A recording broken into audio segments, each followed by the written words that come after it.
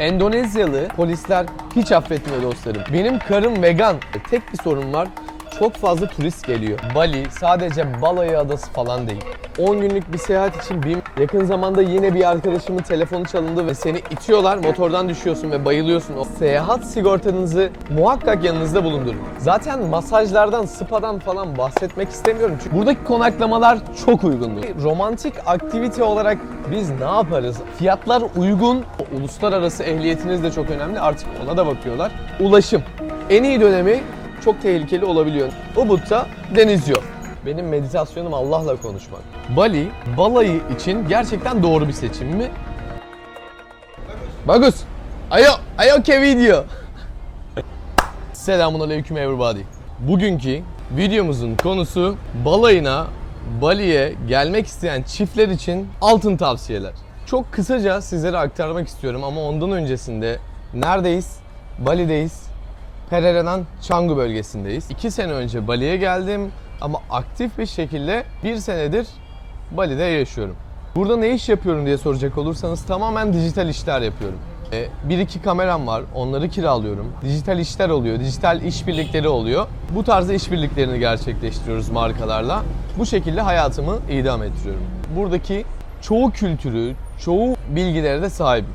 Burada vereceğim bütün bilgiler sizin gerçekten işinize yarayacak bilgiler. Hazırsanız başlayalım. Öncelikle kahvemden bir yudum almak istiyorum. Az önce bu kahveye toplamda 72 TL falan verdim. Piccolo buranın en ünlü kahvelerinden biri. Kahvelerinizi ve mısırlarınızı yanınıza aldıysanız videoya başlayalım.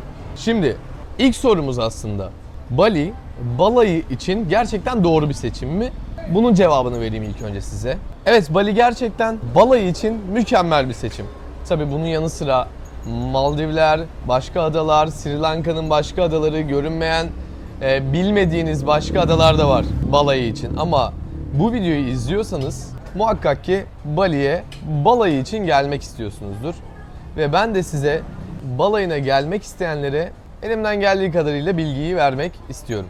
Buranın kültürü, plajları, romantik atmosferi aslında balayı için mükemmel bir yer. Ancak sakin bir lokasyon, tatil hayatı arıyorsanız bölge seçimi çok kritik dostlar. Bölgeyi çok iyi seçmeniz gerekiyor. Bana gün içerisinde çokça mesaj geliyor Instagram'dan, TikTok'tan ya da işte YouTube'dan çok fazla soru alıyorum. Bali'ye, balayına gelinir mi? Dostlar, Bali sadece balayı adası falan değil. Buraya farklı kültürler keşfetmeye, farklı yemekler keşfetmeye, farklı insanlarla farklı hayatlar görmeye de gelebilirsiniz. Bu da çok önemli. Ama bugünkü konumuz balayı. Şimdi asıl ikinci önemli şeylerden biri de doğru bölge seçimi. Şimdi size bilindik 4 tane destinasyon söyleyeceğim. Birincisi Canggu. Bali'nin en çok bilinen ve en popüler destinasyonlarından biri. İkincisi Ubud. Üçüncüsü Uluwatu, dördüncüsü ise Seminyak. Şimdi sizlere bu destinasyonları biraz açıklayayım. Ne tarz yerlerde kalmak istiyorsunuz? Ne tarz şeyler ilginizi çekiyor balayında? Balayında nasıl vakit geçirmek istersiniz? Şimdi size sırayla tek tek lokasyonları açıklayacağım. Öncelikle Canggu istiyorsanız daha genç, daha hareketli ve kafe restoranından daha zengin bir yer halinde şu anda Canggu. Yani şöyle söyleyebilirim ki sosyal insanlar için oldukça ideal bir yer. Peki Ubud derseniz, Ubud'u da artık Türkiye'de biliyorsunuz bilmeyen yok. Doğasıyla, insanlarıyla, orada yoga yapan insanlarıyla gerçekten mükemmel bir yer. Çok sakin, çok sessiz ve çok nezih bir yer. Ama bana sorarsanız ben Ubudcu adam değilim. Ben tamamen Canggucu bir adamım, anladın mı ben? Beni sanki böyle doğmuşum Canggu'ya bırakmışlar. Öyle bir yerdeyim ben. Öyle bir yerde yaşıyorum. Ubud'a gidiyorum, bir gün kalıyorum, sıkılıyorum. Yani benlik değil. Yoga yapmıyorum, meditasyonla işim yok. Ya benim meditasyonum zaten dua kardeşim. Benim meditasyonum namaz. Benim meditasyonum Allah'la konuşmak. Anladın mı? Benim. Yanlış anlamayın. Neyse, konu çok farklı yerlere gitmeden Ubud'a geçelim. Ubud doğasıyla iç içe, sakin ve kültürel bir yer. Sana yani sakin bir deneyim sunuyor. Meditasyon, yoga, spa, işte masaja gideyim. Ama deniz olayı yok Ubud'da, bilginiz olsun. Yani denize gideyim, chill yapayım, kumda güneşleneyim, işte o güzel manzarada işte denize bakarak kokonatımı içeyim olayı yok. Ubud'da deniz yok. Ubud'a gitmek istiyorsanız Ubud'da sadece meditasyon, yoga. Bu arada Ubud'da Alasharum, Kretya diye bir yer var. Orası da mükemmel. Eğer fotoğrafını veya videosunu bulursam muhakkak buraya eklerim. Ubud'a kesinlikle gitmenizi öneririm. Peki Uluwatu'ya gelecek olursak, Uluwatu ne ayak kardeşim diyorsanız küçük bir bilgi geçeyim. Haftanın bir günü ya da 2 günü Uluwatu'da geçiriyorum. Neden? Canggu'dan bazen sıkılıyorum. Bazen benlik bir yer olmadığı haline geliyor. Hatta şöyle bir şey söyleyeyim. Ben artık Bali'den de sıkılmaya başladım açıkça söylemek gerekirse. Bali evet gerçekten çok keyifli ama bulunduğunuz yer bir noktadan sonra sizi cennet gibi de olsa sıkıyor dostlarım, biliyorsunuz. Bazen dediğim gibi Uluwatu'ya kaçıyorum, Ubud'a kaçıyorum. İşte ne bileyim adanın farklı yerlerini kaçıyorum. Amed, Singaraja, Negara. Bu arada bu söylediğim şeyler dışında, işte lokasyonlar dışında Negara'sı, Singaraja, Amed, Sidemen, Karangasım, buralarda Bali'nin yaklaşık 8-10 sene önceki halleri diyebilirim.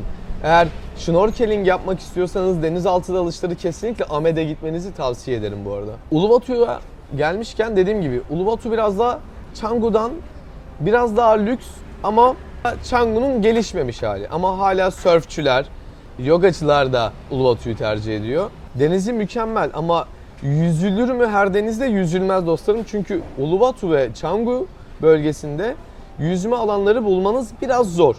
Tabii ki yüzersiniz ama çok tehlikeli olabiliyor. Neden? Sörfçüler olabiliyor, dalgalar çok yüksek olabiliyor. Bu yüzden biraz dikkatli olmanızda fayda var. Uluwatu'ya gelmek isterseniz, Uluwatu lüks otellere sahip, lüks villalara, mükemmel manzaralara, mükemmel uçurumlara sahip. Aynı zamanda gün batımıyla mükemmel ünlü bir yer. Sessiz ve romantik bir balayı istiyorsanız kesinlikle sizin için harika bir yer olacaktır. Peki Seminyak bölgesine gelecek olursak, Seminyak size şöyle açıklayabilirim. İstanbul'da yaşayanlar az çok bilir hayatın ne kadar yoğun olduğu, ne kadar çok trafik olduğunu. Seminyak hayatı da aynı şekilde. Tamamen metropolden oluşuyor. Biraz daha böyle binalar, işte palmiye ağaçlarını, kokonatları çok fazla bulamayacağınız bir yer. Ama yine belli başlı bölgeleri Seminyak'ın sakin bölgeler. Hem şehir hem deniz hayatı istiyorsanız Seminyak'ı kesinlikle öneriyorum. Restoranlar ve AVM'ler için oraya uğrayabilirsiniz. Bazen kalabalık oluyor ama sizi idare edecektir. Bir diğer en önemli unsurlardan biri zamanlama. Dostlarım zamanlama çok önemli. Bu yağmur sezonu var biliyorsunuz. Yağmur sezonuna çok dikkat etmeniz gerekiyor. Bali'nin en iyi dönemi Mayıs'la Ekim arası. Haziran, Temmuz, Ağustos ayları mükemmel. Tek bir sorun var. Çok fazla turist geliyor. Bir öneride bulunabilirim. Buranın muson yağmurlarının zamanında da gelebilirsiniz. Fakat burada çok fazla turist bulunmuyor. Ama o zaman daha da keyifli oluyor. Daha sakin. Arada bir yağmur, bazen güneş açıyor. O yağmurdan sonra işte gökkuşağıdır falan, daha tatlı bir havası oluyor. Ama daha böyle cıvıl cıvıllı, yazın ortasında gelmek istiyorum diyorsanız da Haziran, Temmuz, Ağustos, Eylül aylarını seçebilirsiniz. Yağmur sezonu aslında Kasım'da başlıyor, Mart'a kadar devam ediyor. Balayı planınızı buna göre yaparsanız açık hava aktivitelerine katılabilirsiniz deyip bir sonraki adıma geçiyoruz. Ulaşım. Trafik gerçekten zorlayıcı olabiliyor. Burada ulaşım kısmında bir haftalık 10 günlük geldiyseniz muhakkak motor kiralayın derim. Ulaşım için motor kiralayın ya da Gojek ve Grab uygulamaları burada çok sıklıkla kullanılıyor. Gojek ve Grab uygulamaları bizdeki, Türkiye'deki Martı uygulamasıyla aynı. Motorunu çağırıyorsun, gideceğin lokasyona yazıyorsun ve fiyat, her şey orada gözüküyor. Türk kartını da ekleyebiliyorsun. Onun yanı sıra balayı boyunca özel şoför de kiralayabilirsiniz aslında. Bir hafta boyunca, örnek veriyorum, arabasıyla sizi alır. Bir hafta boyunca fiyatlarıyla ilgili çok fazla bir fikrim yok ama hemen hemen ortalama günlük yine 2 milyon rupi, yani 4-5 bin lira alır diye düşünüyorum. Yanlış olmasın. Geldiğinizde bir bakın derim ona. Eğer motor kiralarsanız, eşiniz motor kullanmayı biliyorsa mükemmel olur. Çünkü motor kiralamak çok uygun dostlar burada. Ortalama 150, 300, 400 lira bandında oynuyor günlük. Hani benziniyle beraber günlük hani 30-50 lira, 100 lira benzin sizi bir gün boyunca götürebiliyor. Eğer aktif bir şekilde kullanıyorsanız motoru. Eğer motor kullanamıyorsanız dediğim gibi Grab uygulamaları çok uyguna da götürüyor sizi. Kısacası böyle küçük bir bilgiye sahip olmanız bu ulaşımla ilgili çok daha sizi rahatlatacaktır. Ama geldiğinizde kask takmaya özen gösterin. Çünkü Endonezyalı polisler hiç affetmiyor dostlarım. Kaskınızı takın. Uluslararası ehliyetiniz de çok önemli. Artık ona da bakıyorlar. Ama kaskınızı taktığınız sürece zaten polisler de biraz saygı duyuyor size. Hani turist gelmiş belli gidecek gibi bir havanız da vardır muhtemelen yeni geldiğinizde. O yüzden çok fazla da çevirmiyor ama yine de dikkatli olmakta fayda var. Önemli konulardan birine daha geliyoruz. Konaklama. Buradaki konaklamalar çok uygun dostlarım. Yani şöyle Bali'de 100-200 dolara günlük villalar, özel havuzlu villalar kiralayabiliyorsunuz. Bu mükemmel bir şey. Yani Türk lirasıyla ortalama bir 2500, 3500, 4000 arası minimum özel villalar kiralayabilirsiniz. Aynı zamanda villaya bütçemiz şu anda yetmez, otel kiralamak isteriz derseniz de günlüğü 35, 50 dolar, 100 dolar bandında yine değişiyor. Yalnız tek bir önerim var size bu konuyla ilgili, konaklama ile ilgili. Daha öncesinden randevunuzu oluşturursanız rezervasyonu yani bu sizin için daha da artı oluyor. Yani çünkü buranın aktif sezonu artık başladı. Mayıs, Haziran'a geldik. Aktif sezonlarda biraz daha pahalı oluyor. O yüzden 1 ay, 2 ay önceden alırsanız yaparsınız yani rezervasyonunuzu Airbnb veya Booking üzerinden çok daha planlı ve ekonomik olur diye düşünüyorum sizler için. Geldik yeme içme bölümüne. Fiyatlar uygun ama turistik yerlerde çok yüksek dostlarım. Buna çok dikkat etmeniz gerekiyor bakın. Lüks restoranlarda şu anda Avrupa fiyatları karşınıza çıkabilir. Bu çok normal. Ama warung denen lokal yemeklerin satıldığı belli başlı restoranlar var. Bunu çoğu yerde görebilirsiniz.